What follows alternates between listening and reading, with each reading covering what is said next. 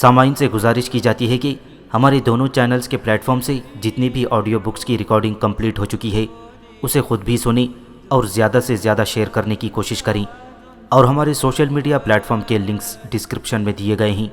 ہمیں سبسکرائب اور فالو ضرور کریں تاکہ آپ کو ضروری اپڈیٹس ملتے رہیں، اور ہماری ٹیم کی فنانشیل سپورٹ کے لیے پیٹریون کے لنک ضرور چیک کریں۔ جزاک اللہ۔ بسم اللہ الرحمن الرحیم۔ ابلیکا، صدیوں کے سکوت میں لپٹی ایک حسین داستان۔ مصنف اسلم راہی MA۔ ایپیسوڈ 19۔ مشتاق و غواص رات ظلم کے عصا جیسی تنگی و تاریکی میں اپنے ظاہر و باطن کی تزئین اور آرائش کرتی ہوئی بھاگی جا رہی تھی۔ عارف آتش دان کے پاس بیٹھا آٹے کو خون میں گوندھ کر اپنی بنائی ہوئی اس مورتی کو آگ میں رکھے ہوئے تھا، جس کے اندر اس نے حسین تپاس کے لباس کا ایک ٹکڑا ریزہ ریزہ کر کے ڈالا تھا۔ جب وہ آٹے کی مورتی پکنے کے قریب آتی، عارف اسے پانی سے تر کر کے دوبارہ آگ میں رکھ دیتا، اور ایسا وہ بار بار کر رہا تھا۔ اتنے میں عارف نے بیرونی دروازے کے قریب کھٹکا سا محسوس کیا۔ اس نے فوراً آٹے کی وہ مورتی آگ سے باہر نکال کر رکھ دی۔ پھر جب اس نے مڑ کر دیکھا تو یافان کمرے میں داخل ہو رہا تھا، اور اس کے پیچھے پیچھے نیلی دھند کی صورت میں اس کی شیطانی قوتیں بھی تھیں۔ یافان آگے بڑھا اور کمرے کے اندر لگی نشستوں میں سے ایک پر آ کر بیٹھ گیا۔ عارف اٹھا اور یافان کے سامنے آ بیٹھا۔ یافان چند ثانیوں تک غور و انہماک سے عارف کی طرف دیکھتا رہا، پھر کسی قدر طنزیہ انداز میں اس نے کہا، عارف میرے عزیز، تمہاری اس مورتی کا بنایا ہوا سارا کھیل تمام ہوا۔ تمہارے سارے عرفان، تمہاری ساری روشن ضمیری، تمہارے آتشی نہاد اور تمہاری ساری شوکت و حشمت کو اس چالاک رشی دسارت نے ناکام و نامراد بنا کر رکھ دیا ہے۔ سنو عارف، میری نیلی دھند کے ایک کارکن نے آ کر مجھے بتایا ہے کہ تمہارے اس طلسمی عمل کا حسین تپاس پر زبردست رد عمل ہوا تھا، اور وہ اٹھ کر باہر کو بھاگ کھڑی ہوئی تھی، پر دسارت نے اسے سنبھال لیا اور اپنی سری قوتوں کو استعمال میں لاتے ہوئے اس نے تپاس سے تمہارے طلسمی عمل کا اثر زائل کر دیا۔ اب حسین تپاس اپنے بستر پر لیٹی آرام و سکون کی گہری نیند سو رہی ہے، اور دسارت اس کے پاس بیٹھا جاگ رہا ہے۔ اے عارف، گو اب بھی تمہاری یہ آٹے اور خون کی مورتی آگ میں پڑی ہوئی تھی، لیکن اس کا تپاس پر کوئی اثر نہیں ہے، کیونکہ دسارت نے ایک جوابی عمل کر کے تمہاری ان ساری کاوشوں کے رد عمل کو بے اثر کر دیا۔ یافان کی گفتگو سننے کے بعد عارف چند ثانیوں تک گردن جھکائے سوچتا رہا، پھر اس نے گردن سیدھی کی اور دم بریدہ سانپ کی طرح پیچو تاپ کھاتے ہوئے اس نے کہا، یافان میرے محترم، دسارت میرا کچھ نہیں بگاڑ سکتا۔ میں ہر صورت میں تپاس کو حاصل کر کے رہوں گا۔ اگر میری اس خواہش، میرے ان ارادوں میں دسارت نے رکاوٹ بننے کی کوشش کی تو میں اس کے ہر طرفہ پن اور اس کے اعلیٰ مدارج کو نحیف اور کچلا ہوا بنا کر رکھ دوں گا۔ میں اس کی زندگی کی ساری خوشنمائی کو اونٹ کنارے کے کانٹوں میں بدل دوں گا، اس کے رد عمل کے ہر تالاب کو سراب اور اس کی روح کی شادمانی کو بیابان اور ویرانہ کر دوں گا۔ سنو بزرگ یافان، دسارت جب مجھ سے ٹکرائے گا تو اس کی ساری قوتوں کو میں ٹھیکرے کی مانند خشک کر دوں گا، اور اس کی زبان تالو سے یوں چپکا دوں گا گویا وہ اپنی جگہ پر تھی ہی نہیں۔ اے بزرگ یافان، شہد کے چھتے سے ٹپکے قطرے بڑے شیریں اور خوشنما ہوتے ہیں، پر ان ٹپکوں اور چھتے کے اندر جب زہر گھول دیا جائے تو یہی ٹپکے کراہٹ آمیز اور خوفناک لگنے لگتے ہیں۔ میں ایسی ہی حالت دسارت کی کر دوں گا۔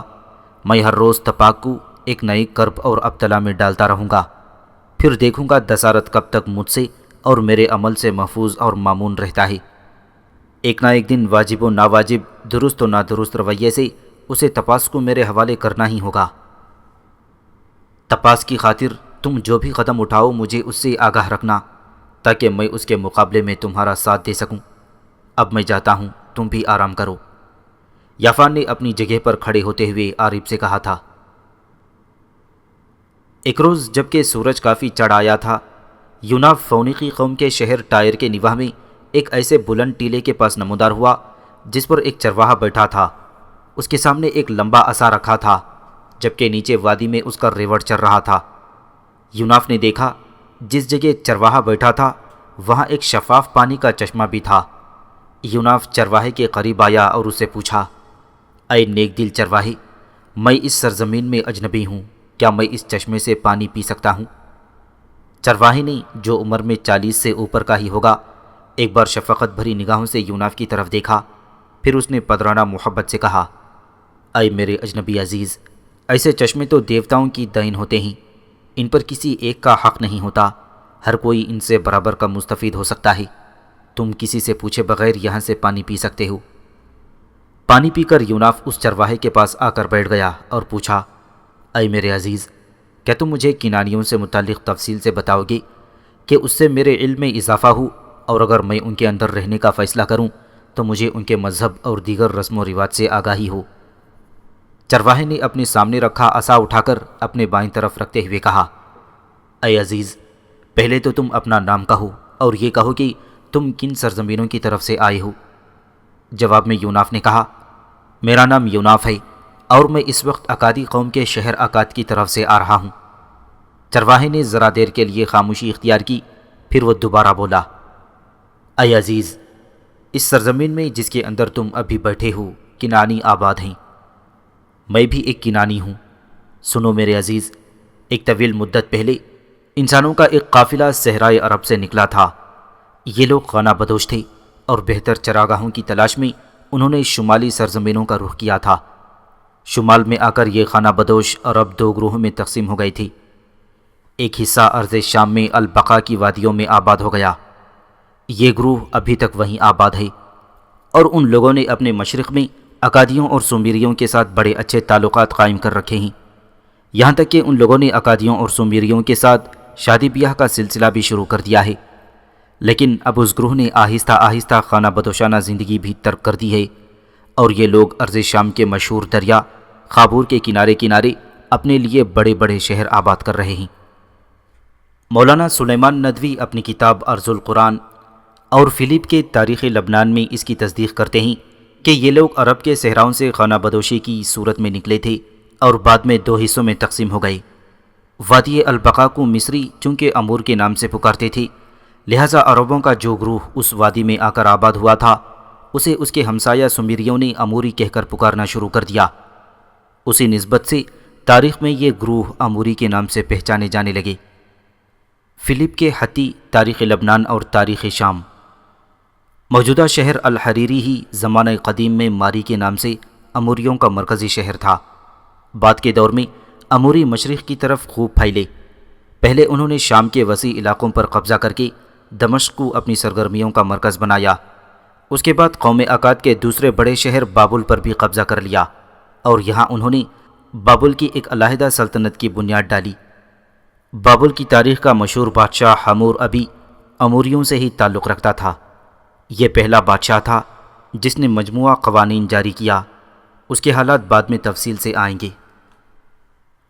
ذرا رک کر اس کنانی چرواہے نے پھر کہا، ہاں تو اے یوناف، میں کہہ رہا تھا کہ عربوں کے اس گروہ نے اب اپنی حالت اکثر ہی بدل دی تھی۔ وہ اب بڑے بڑے شہر آباد کر رہے تھے، اور دریائے خابور سے نیچے دریائے فرات کے کنارے انہوں نے اپنا ایک مرکزی شہر بھی تعمیر کر لیا ہے۔ اس شہر کا نام ماری ہے۔ اس شہر کے گرد انہوں نے عمدہ قسم کی سنگی فصیلیں تعمیر کی ہیں۔ ایسا لگتا ہے کہ ہم عربوں کا یہ گروہ طاقتور ہونے کے بعد اپنے مشرق کی طرف بڑھے گا، اور اے یوناف، تو دیکھنا ایک روز ہمارا یہ گروہ قوم اکاد اور سومیری پر حاوی ہو جائے گا۔ آج کل اس گروہ کو دوسری اقوام اموری کہتی ہے۔ اے میرے عزیز، یہ احوال تو تھے صحرائے عرب سے نکلنے والے عربوں کے ایک گروہ کے، اب میں تمہیں اس دوسرے گروہ کے حالات سناتا ہوں۔ جہاں پہلا گروہ اموری کہلایا، وہاں دوسرا گروہ جس سے میں تعلق رکھتا ہوں بحر روم کے کنارے آ کر آباد ہو گیا۔ یہ علاقہ چونکہ دیگر علاقوں کی سطح مرتفع سے نیچا تھا اور نشیبی علاقے کو چونکہ کنان کہتے تھے، لہٰذا دوسری اقوام میں ہم لوگ کنانی مشہور ہو گئے۔ اموری اب بھی ریوڑ پال کر اپنی زندگی بسر کرتے رہے۔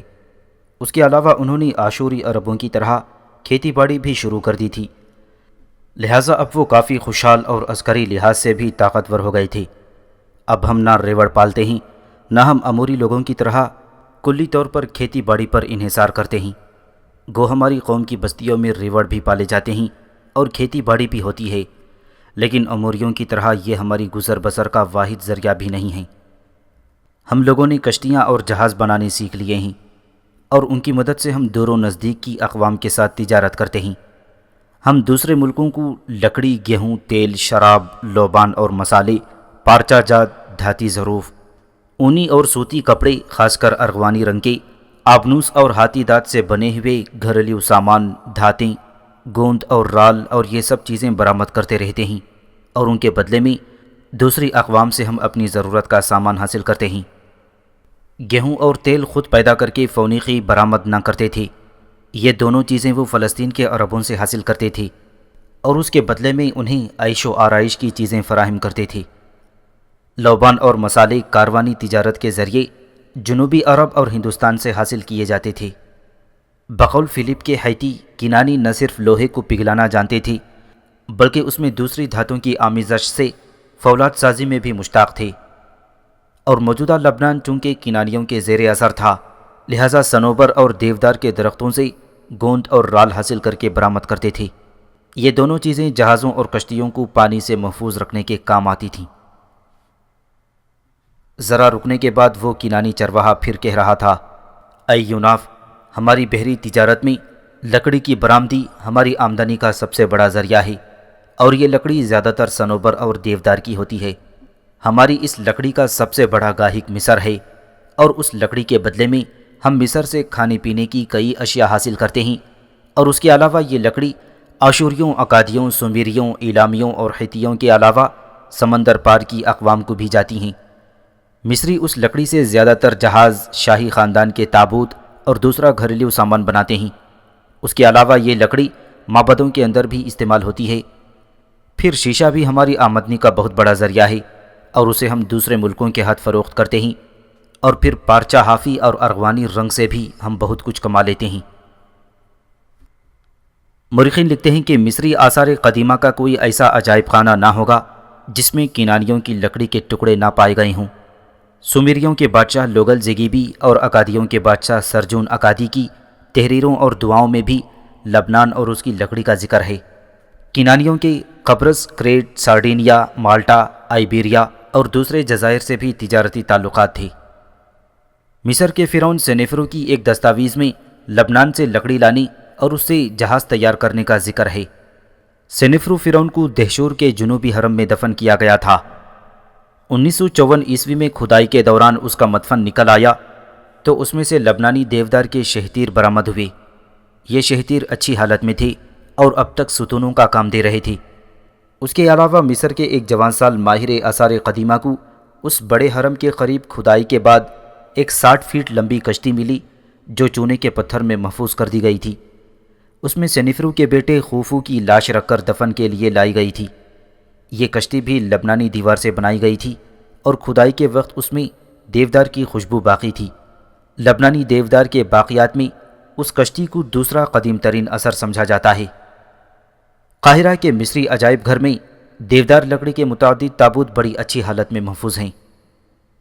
کنانیوں نے جن فنون میں بہت اونچا مقام حاصل کیا ان میں سے ایک شیشہ گری بھی تھا۔ کلاسیکی روایات کے مطابق شیشہ گری کا صحرا انہی کے سر ہے۔ کچھ محققین کا یہ خیال بھی ہے کہ شیشہ مصریوں کی ایجاد ہے۔ کاتنے اور بننے کا فن ابتدائی میں رائج ہو گیا تھا۔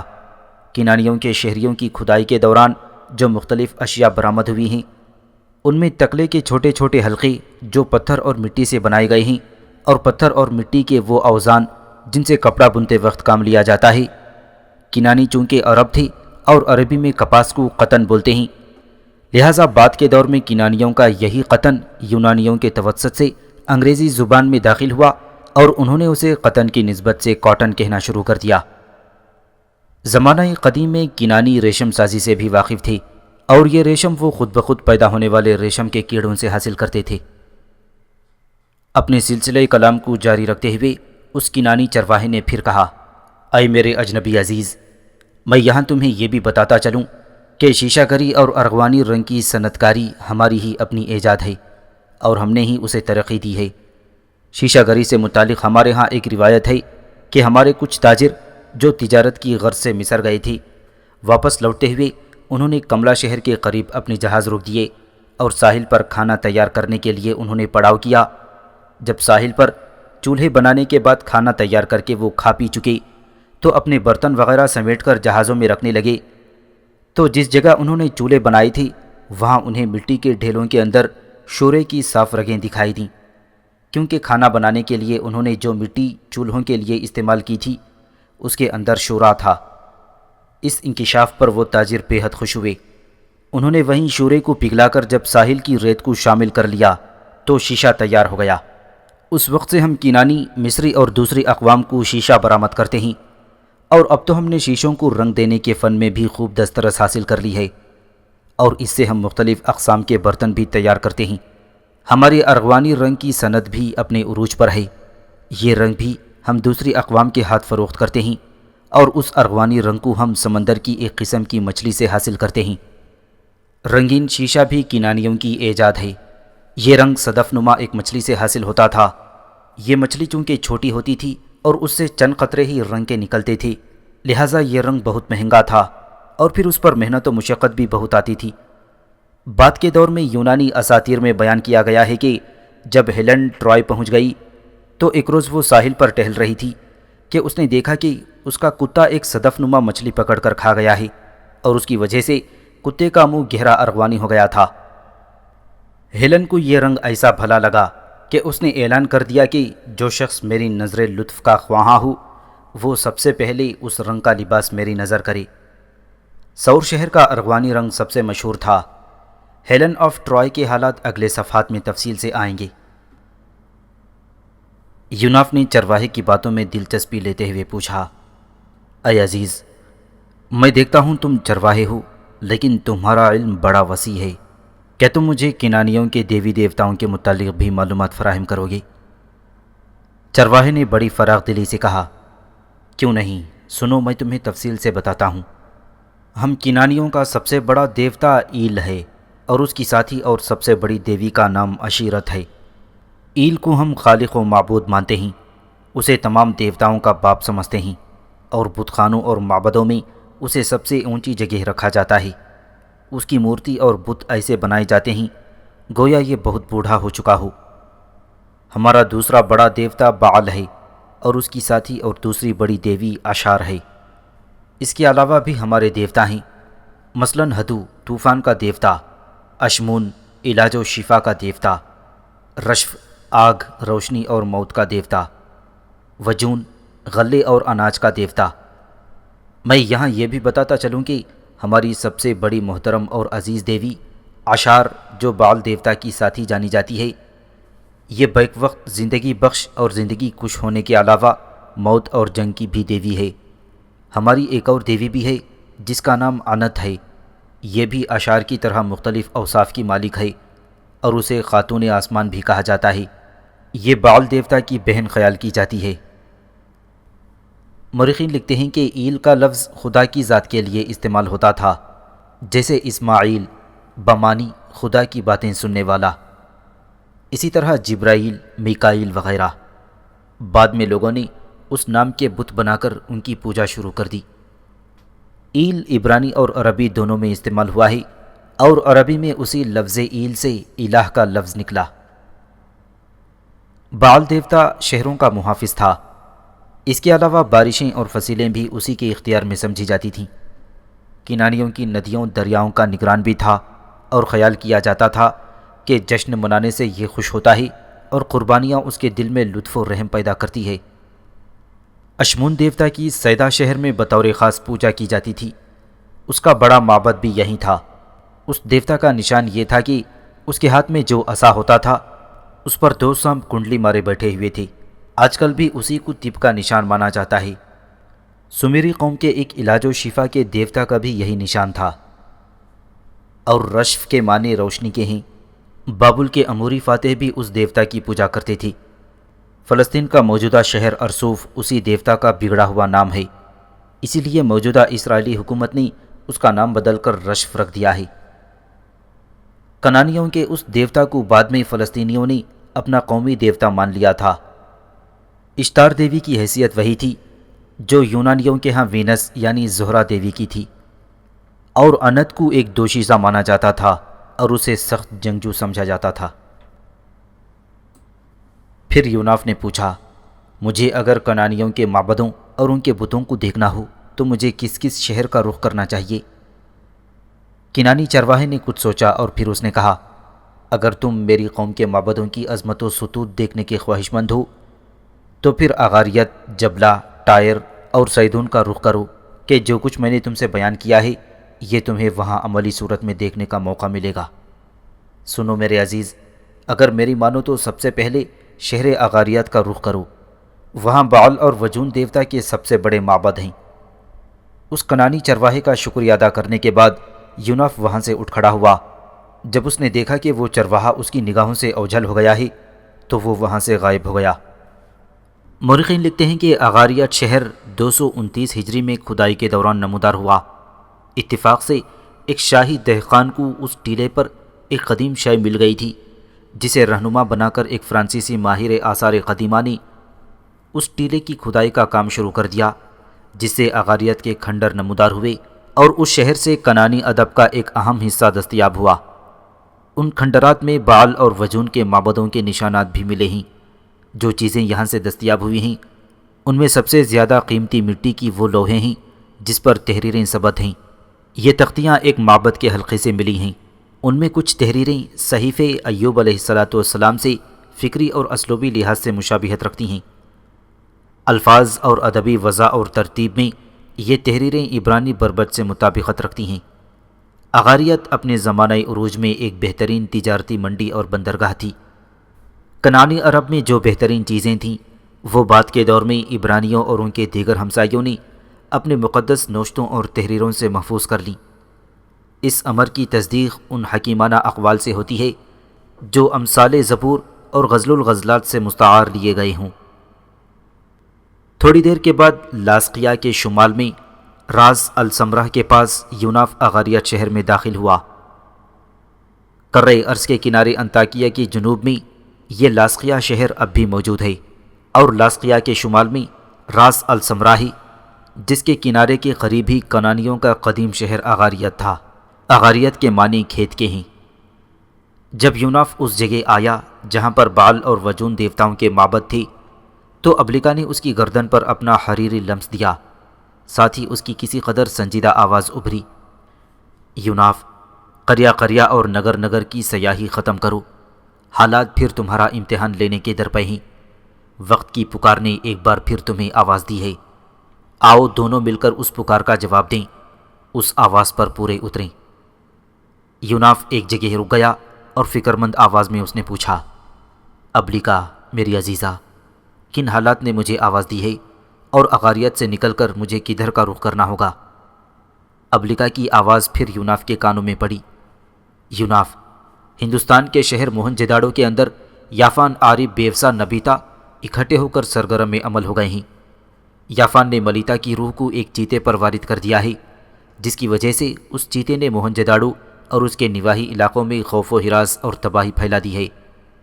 ایسا کر کے یافان موہنجوداڑو کے بادشاہ، جس کو راجن کہتے ہیں، اس کی نگاہوں میں عزت و وقار حاصل کرنا چاہتا ہے، کیونکہ موہنجوداڑو میں اب یہ بات عام ہو گئی ہے کہ یہ چیتا نما کوئی بدروح ہے، اسی لیے وہ کسی کے قابو میں نہیں آتا۔ لہٰذا یافان خود ہی اس پر قابو پا کر وہاں کے راجن اور عوام کی نگاہوں میں قدر و منزلت حاصل کرنے کی کوشش کرے گا۔ یہ تو ہے یافان کی حالت، اب عارب کی سنو۔ یوناف، موہنجوداڑو شہر میں دریائے نیلاب کے کنارے سکتی دیوی کا ایک مندر ہے۔ اس مندر کی ایک دیوداسی ہے جو بے حد حسین اور پرکشش ہے۔ عارب اس پر فریفتہ ہو گیا ہے اور اسے حاصل کرنا چاہتا ہے۔ اس دیوداسی کا نام تپاس ہے۔ عارب نے آٹے اور خون میں تپاس کا لباس کا ایک ٹکڑا ملا کر تپاس کی ایک مورتی تیار کی ہے، جس پر سحر کر کے وہ تپاس کو ہر روز ایک نئی اذیت میں مبتلا کرتا ہے۔ لیکن اس مندر کا ایک رشی دسارتھ ہے، وہ اب تک تپاس کو سنبھالے ہوئے ہے، پر اب خدشہ ہے کہ عارب اس رشی کے خلاف بھی حرکت میں آ جائے گا۔ اس طرح اگر وہ رشی مارا گیا تو حسین تپاس بیچاری عارب کے ہاتھوں میں ایک کھلونا بن کر رہ جائے گی۔ ابلکا تیزی سے کہتی جا رہی تھی، سنو یوناف، میں تمہیں تپاس کے حالات بھی تفصیل سے بتا دوں تاکہ وہاں کے سارے حالات پر قابو پانے میں تمہیں آسانی رہے۔ یہ حسین تپاس اصل میں ایک راجکماری ہے موہنجداڑو کے دو ہمسائے راجن آپس میں لڑ پڑے تھے۔ جب ان دونوں کی جنگ نے طول پکڑا تو موہنجداڑو کے راجن نے مداخلت کی اور جس راجن نے زیادتی کی تھی اس کی بیوی یرغمال کے طور پر موہنجداڑو میں اپنے ایک سردار کے حوالے کر دی۔ راجن کی یہ بیوی پہلے سے حاملہ تھی، لہٰذا اس سردار نے اسے اپنی بہن بنا کر اپنے پاس رکھ لیا۔ راجن کی اس بیوی کے ہاں ایک بچی پیدا ہوئی جس کا نام تپاس رکھا گیا۔ پھر جلد ہی تپاس کی ماں اور موہنجداڑو کا وہ سردار جس نے تپاس کی ماں کو اپنی بہن بنا کر پاس رکھا تھا، ایک یہ بات دیکھ کر موت سے ہمکنار ہو گئی۔ لہٰذا سکتی دیوی کے مندر میں رہنے والے ایک رشی دسارت نے تپاس کی پرورش کی۔ اب تپاس جوانی کی حدود میں داخل ہو چکی ہے اور اس پر مستزاد یہ کہ وہ انتہائی حسین اور پرکشش ہے۔ یوناف نے استفہامیہ انداز میں پوچھا، تو اے رفیقہ، اس موقع پر مجھے کیا کرنا چاہیے؟ ابلکا کی آواز پھر یوناف کے کانوں میں گونجی، یوناف، تم فوراً موہنجداڑو کی طرف کوچ کر جاؤ۔ وہاں یافان نے ملیتا کی روح سے کام لیتے ہوئے جو تباہی پھیلا رکھی ہے اس کا خاتمہ کرو۔ اس کے علاوہ عارب نے دسارت اور تپاس پر جو آلام و ابتلا کی شروعات کر رکھی ہیں انہیں بھی ختم کر دو۔ نیک بنو، نیکی پھیلاؤ، کہ یہی زندگی ہے میرے عزیز۔ سنو یوناف، موہنجداڑو میں داخل ہونے کے بعد تم وہاں کے راجن کے سامنے پیش ہو اور اسے یقین دلاؤ کہ جس روح نے اس چیتے کی صورت میں تباہی پھیلا رکھی ہے تم اس پر قابو پا سکتے ہو۔ تمہارے اس فیصلے سے وہ راجن بے حد خوش ہوگا، اور جب تم واقعی اس چیتے سے وہاں کے لوگوں کو نجات دلا دو گی تو راجن کے بعد سب سے زیادہ قدر و منزلت تمہاری ہوگی۔ پھر تم تپاس کی اور دسارت کی بھی مدد کرو اور تپاس کو عارب کی اذیت سے نجات دلاؤ۔ جواب میں یوناف بڑی نرمی اور انکساری سے بولا، اے میری رفیقہ، میں تمہارے کہنے پر ضرور عمل کروں گا، تم بے فکر ہو جاؤ۔ میں ہر صورت میں یافان، عارب، بیوسا، نبیتا کے خلاف حرکت میں آؤں گا اور ان کے تمام منصوبوں کو خاک میں ملا دوں گا۔ موہنجداڑو کا راجن اپنے ایوان میں بیٹھا تھا۔ اس کے سامنے اس کے مشیر اور رشی اپنی اپنی جگہوں پر بیٹھے تھے۔ ایوان میں سکوت تھا اور راجن انتہائی غضب اور غصے کی حالت میں تھا، اس لیے کہ چیتے نے 2 ماہی گیروں کو ختم کر دیا تھا۔ ابھی تک کوئی بھی اس پر قابو نہ پا سکا تھا۔ اتنے میں ایوان کا ایک منتظم اندر آیا اور راجن کو مخاطب کر کے اس نے کہا، اے راجن، دور دیس سے ایک اجنبی آیا ہے اور آپ سے ملنا چاہتا ہے۔ وہ دعویٰ کرتا ہے کہ جس چیتے نے یہاں تباہی پھیلا رکھی ہے وہ اس کا خاتمہ کر دے گا۔ راجن نے غضبناک حالت میں کہا، ایسا کوئی جوان اگر آیا ہے تو اسے باہر کیوں روک دیا گیا ہے؟ اسے فی الفور اندر لایا جائے۔ منتظم باہر نکل گیا۔ جب وہ دربار ایوان کے اس کمرے میں داخل ہوا تو یوناف بھی اس کے ہمراہ تھا۔ راجن نے چند ثانیوں تک سر سے پاؤں تک تعجب سے یوناف کی طرف دیکھا، پھر اس نے اس سے پوچھا، اے اجنبی جوان، تیرا نام کیا ہے اور کس سرزمین سے تیرا تعلق ہے؟ بڑی عاجزی اور انکساری سے یوناف نے جواب دیا، اے راجن، میرا نام یوناف ہے۔ تھوڑی ہی دیر ہوئی کہ میں اس شہر میں داخل ہوا ہوں۔ میں دور مغرب میں کنانیوں کے شہر اغاریت سے آیا ہوں۔ اے راجن، شہر میں داخل ہونے کے بعد مجھے خبر ہوئی ہے کہ ایک چیتے کی صورت میں کوئی افریت ہے جس نے اس شہر میں اور اس کے گرد و نواح میں تباہی پھیلا رکھی ہے۔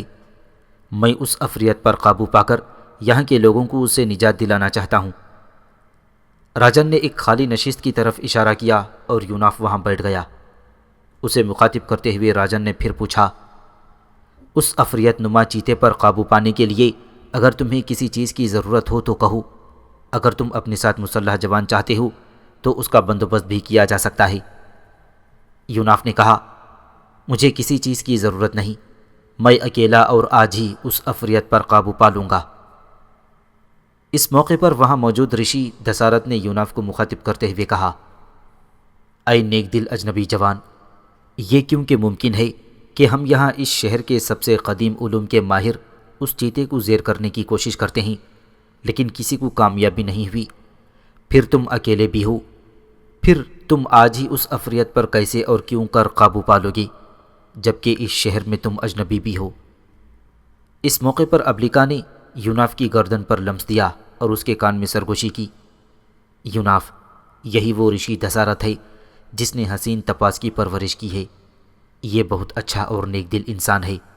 یہ تپاس کے ساتھ سکتی دیوی کے مندر میں رہتا ہے اور ابھی تک اس نے حسین تپاس کو عارب کی گرفت سے دور رکھا ہوا ہے، ورنہ اب تک تپاس کو عارب اپنے قابو میں کر چکا ہوتا۔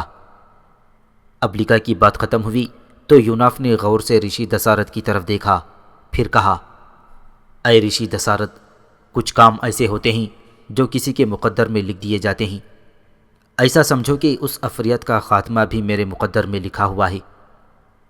رشی دسارت نے بڑی فراغ دلی اور بشاشت کا اظہار کرتے ہوئے کہا، اے اجنبی جوان، اگر ایسا ہے تو اس شہر میں ہم تمہیں خوش آمدید کہتے ہیں اور اس وقت کا بے چینی سے انتظار کریں گے جب تم اس عفریت نما چیتے کو زیر کر لو گے۔ یوناف جواب میں کچھ کہنا ہی چاہتا تھا کہ راجن نے اسے مخاطب کرتے ہوئے کہا، اے یوناف، اس شہر میں تم کہاں ٹھہرے ہوئے ہو؟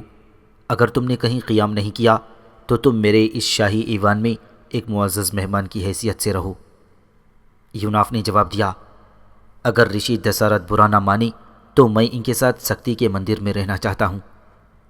دسارت نے بے پناہ خوشی کا اظہار کرتے ہوئے کہا، تمہارا ہمارے ساتھ سکتی دیوی کے مندر میں رہنا نہ صرف ہمارے لیے باعث فخر ہوگا بلکہ ہمیں ایک طرح کی روحانی آسودگی بھی ہوگی۔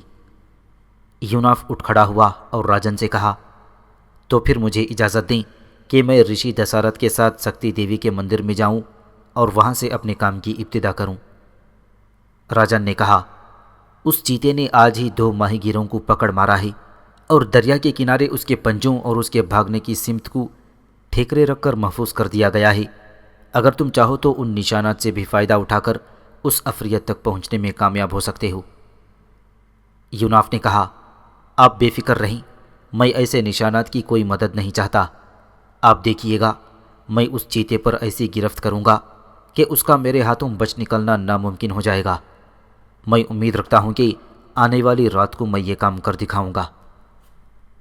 راجن یوناف کی گفتگو پر مطمئن ہو کر اٹھ کھڑا ہوا اور پھر اپنی نشست کے عقبی حصے میں پردے کے پیچھے چلا گیا تھا، جبکہ اس کے سامنے بیٹھے ہوئے سارے مشیر اور رشی ایوان سے باہر نکل رہے تھے۔ ایوان سے باہر آ کر رشی دسارت ایک جگہ بیٹھ گیا، شاید وہ یوناف کا انتظار کر رہا تھا۔ اتنے میں یوناف اس کے قریب آیا اور بولا، اے رشی دسارت، تمہارے راجن کے سامنے تو میں نے کھل کر بات نہیں کی، لیکن میں تم سے کہہ دوں کہ میں صرف 2 کاموں کی غرض سے اس شہر میں داخل ہوا ہوں، ایک اس عفریت نما چیتے کا خاتمہ، دوسرے تپاس کو اس اذیت سے نجات جس میں وہ روزانہ مبتلا ہوتی جاتی ہے۔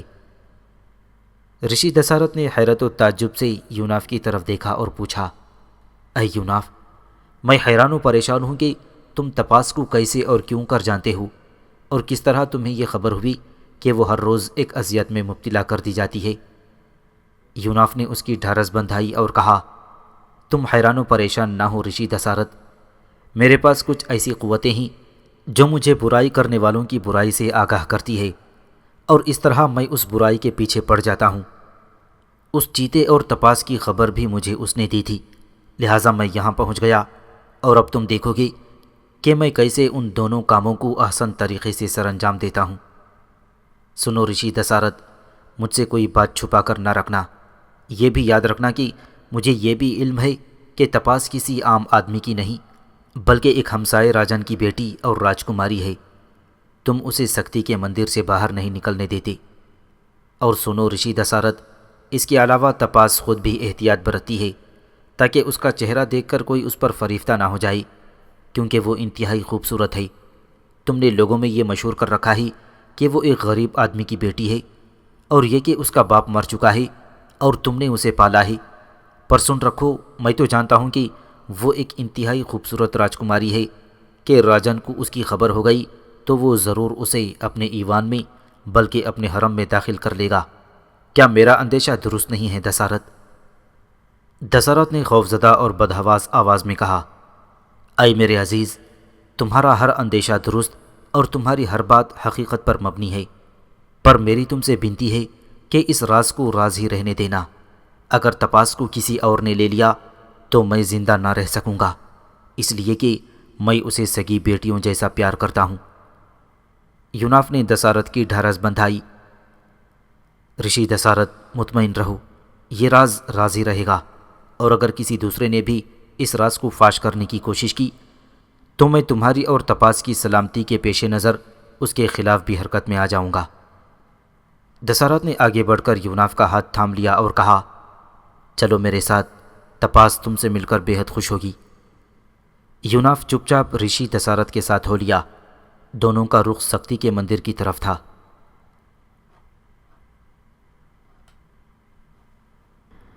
یوناف کو لے کر رشی دسارت سختی کے مندر میں داخل ہوا، اور جو 2 کمرے اس کے اور تپاس کے استعمال میں تھے، ان میں سے ایک کمرے میں یوناف کو بٹھانے کے بعد اس نے کہا، یوناف تم تھوڑی دیر یہاں بیٹھو، میں تپاس سے سارے حالات کہتا ہوں، پھر اسے ساتھ لے کر یہاں لاتا ہوں، بے شک وہ تمہارے متعلق سن کر بہت خوش ہوگی۔ یوناف کو وہاں بٹھانے کے بعد دسارت وہاں سے نکل کر ساتھ والے کمرے میں چلا گیا تھا۔ تھوڑی دیر بعد دسارت دوبارہ اس کمرے میں داخل ہوا۔ اس بار اس کے ساتھ تپاس بھی تھی۔ وہ دونوں یوناف کے سامنے بیٹھ گئے۔ پھر یوناف کی طرف دیکھتے ہوئے دسارت نے کہا، یوناف یہ تپاس ہے، میں نے تم سے متعلق سارے واقعات اس سے کہہ دیے ہیں۔ تمہارے متعلق سن کر یہ بے حد خوش ہوئی، اور اسے امید ہے کہ یہاں کے لوگوں کو چیتے سے نجات مل جائے گی، اور جس اذیت میں یہ خود مبتلا ہے اس سے بھی اس کی جان چھوٹ جائے گی۔ یوناف نے کہا، تپاس نے جو کچھ میرے متعلق اندازہ لگایا ہے، امید ہے اس کی خواہشوں اور امیدوں کے مطابق میں ضرور ان پر پورا اتروں گا۔ میں آج رات ہی حرکت میں آؤں گا، چیتے کا بھی خاتمہ کر دوں گا، اور اس شخص پر بھی ضرب لگاؤں گا جو تپاس کو اس اذیت میں مبتلا کر رہا ہے۔ کیا آپ اسے جانتے ہیں اور پہچانتے ہیں جس نے مجھے اس زہری اذیت میں مبتلا کر رکھا ہے؟ ایک عزم کے ساتھ یوناف نے کہا، ہاں میں اسے خوب اچھی طرح جانتا ہوں۔ اس کا نام عارب ہے، اور وہ اس شہر میں 3 منہ کی مورتی والے مندر میں یافان بیوسا اور نبیتا کے ساتھ رہتا ہے، اور اس کام میں یافان بیوسا اور نبیتا بھی اس کے مددگار ہیں۔ میں عارب اور یافان دونوں کے مکروہ عزائم سے خوب واقف ہوں، اور مجھ سے بہتر ان دونوں کو کوئی نہیں جانتا ہوگا۔ یہ دونوں ہی ابلیس کے گماشتے ہیں، اور ہر وہ کام کرنے میں فخر محسوس کرتے ہیں جس میں انسانوں کی بھلائی کے بجائے نقصان ہی نقصان ہو۔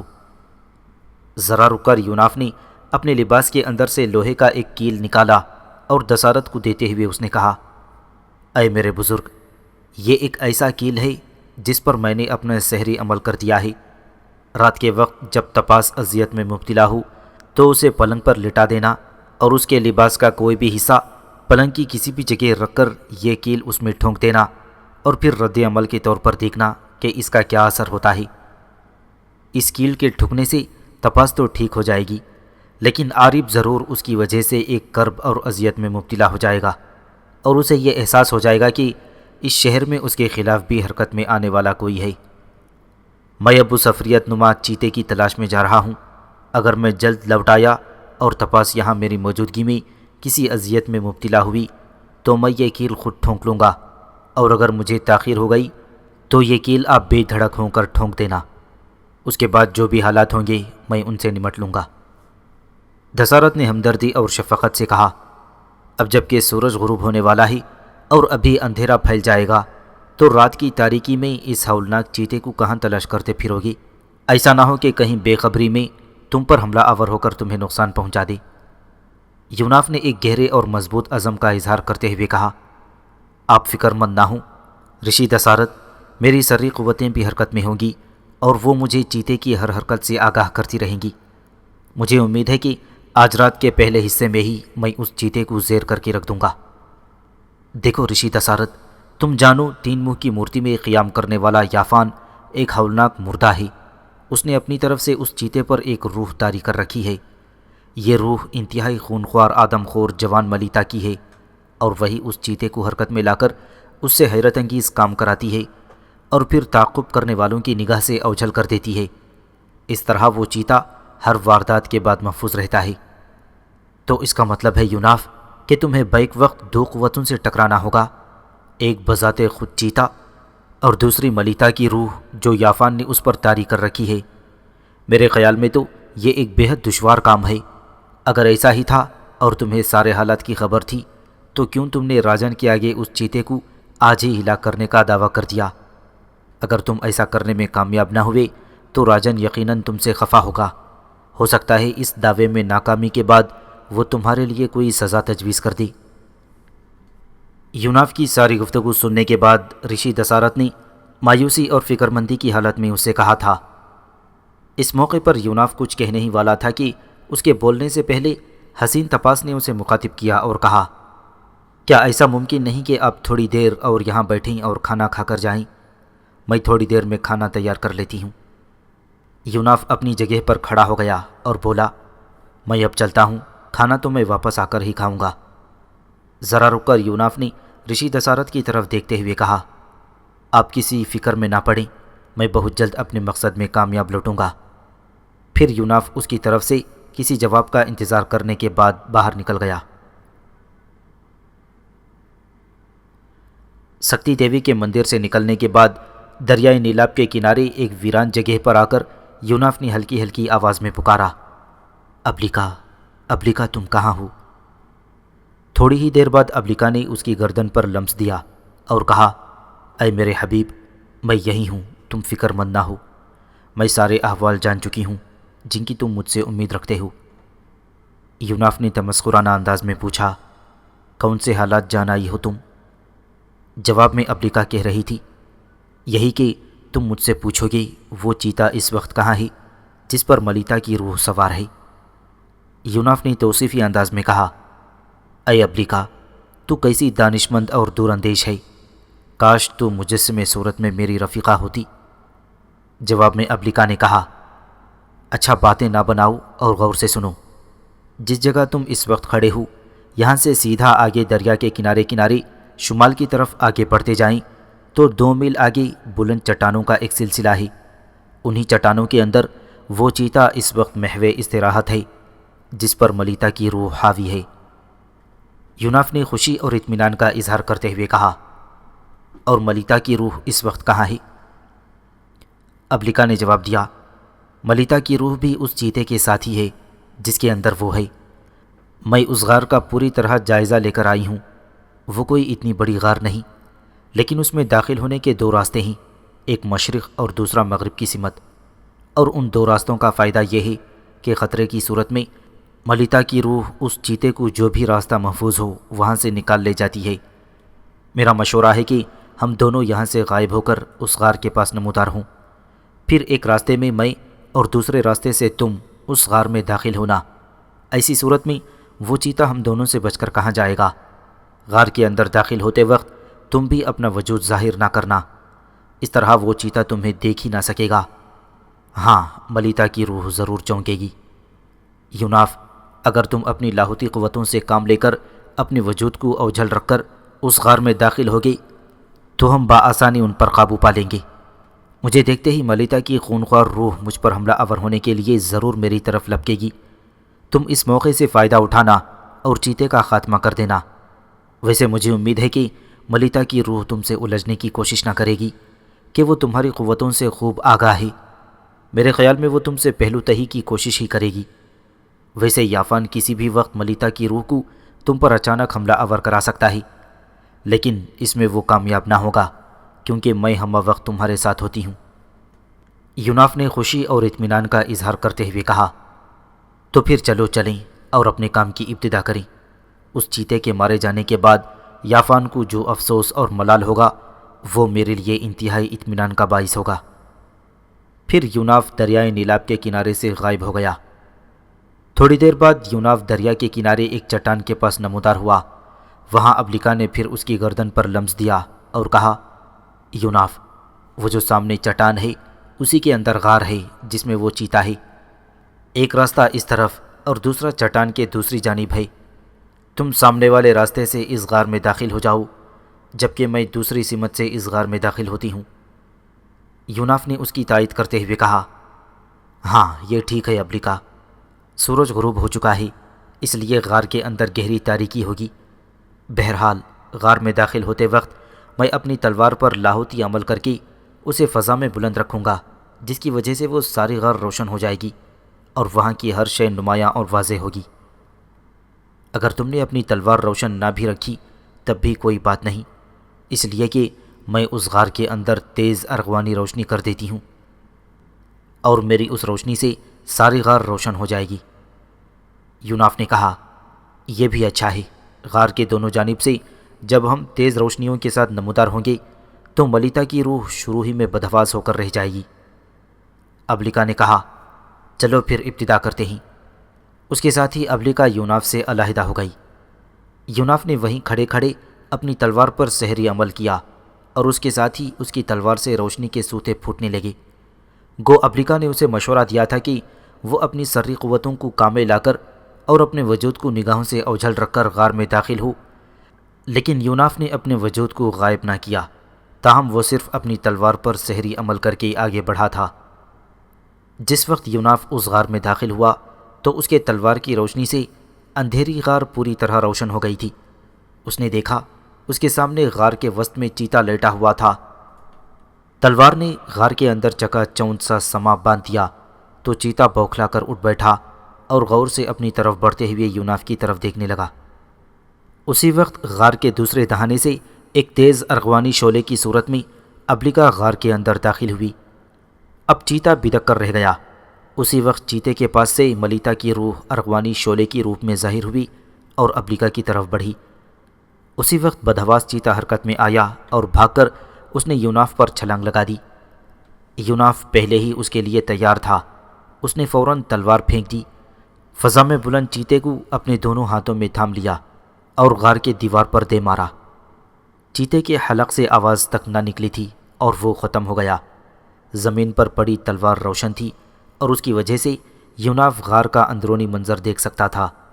اس نے دیکھا ارغوانی شعلوں کی صورت میں ابلیکا اور ملیتا کی روح ایک دوسرے کے خلاف برسر پیکار تھیں۔ یوناف نے اپنی تلوار اٹھائی اور غار کے اندر اور آگے بڑھا۔ ارغوانی شعلوں کے پاس جا کر اس نے دبی دبی مدھم مدھم سی آواز میں کہا، ابلیکا تم اپنی روشنی ختم کر کے ایک طرف ہو جاؤ۔ اچانک جب ایک ارغوانی شعلہ ختم ہو گیا تو یوناف نے اپنی سحر کی ہوئی تلوار اس ارغوانی شعلے پر دے ماری جو ملیتا کی روح کا تھا۔ غار کے اندر ایک ہولناک اور کرب انگیز آواز بلند ہوئی جس سے پوری غار گونج کر رہ گئی۔ اس کے ساتھ ہی وہ ارغوانی شعلہ بجھ گیا اور ملیتا کی روح وہاں سے غائب ہو گئی۔ اسی لمحے ابلیکا نے یوناف کی گردن پر لمس دیا اور پرسکون اور مسکراتی آواز میں اس نے یوناف سے کہا، یوناف ملیتا کی روح تو یہاں سے بھاگ گئی، تمہاری سحر کی ہوئی تلوار کا وار اس کے لیے اذیت ناک ثابت ہوا۔ اس مرنے والے چیتے کو اٹھا لو اور آؤ لوٹ چلیں۔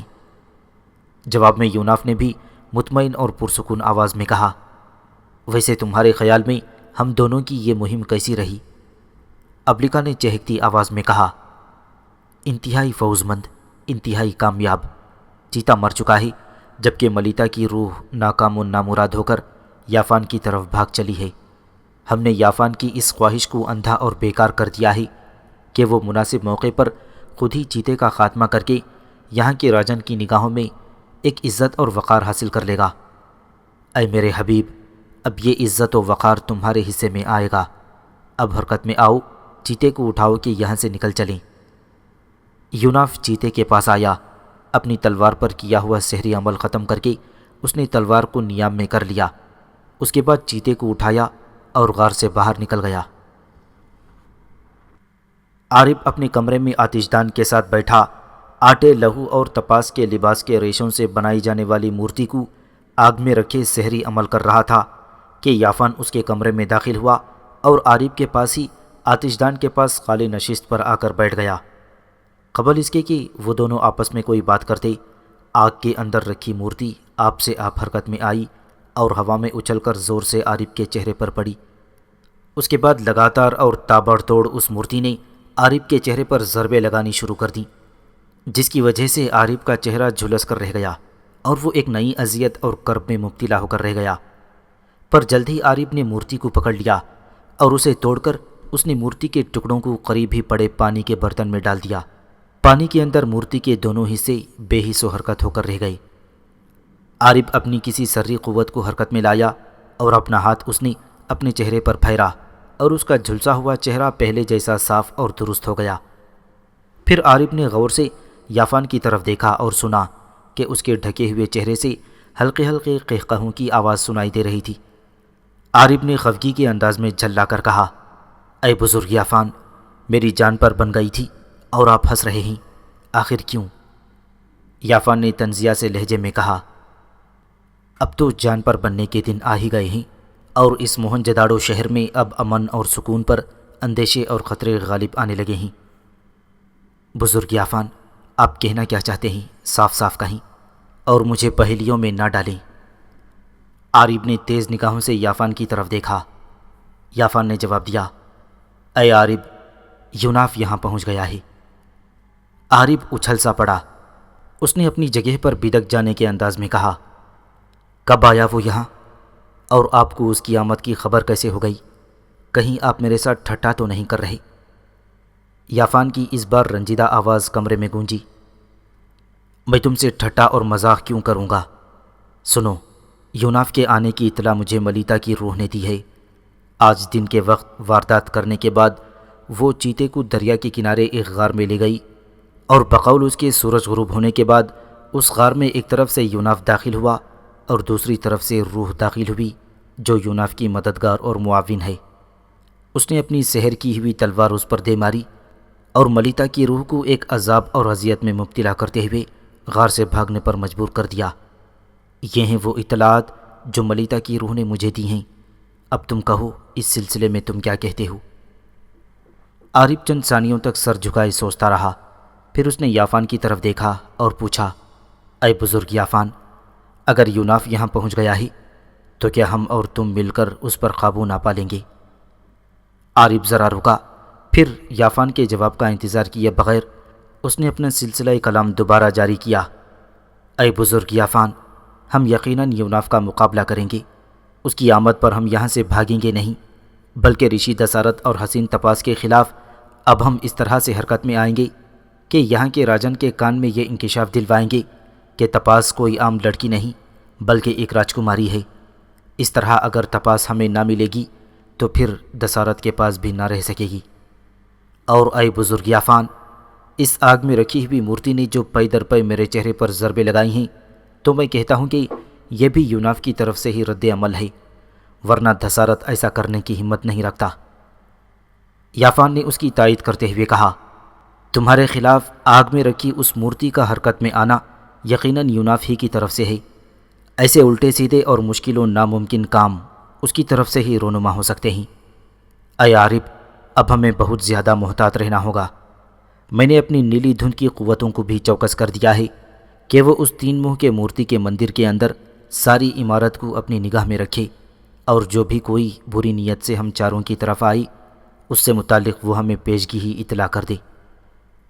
عارب نے پھر یافان کی طرف دیکھا اور پوچھا، کیا ایسا ممکن نہیں کہ یوناف کی مددگار و معاون روح کو ہم قابو کر کے اس سے علیحدہ کر دیں اور اسے کمزور کر دیں؟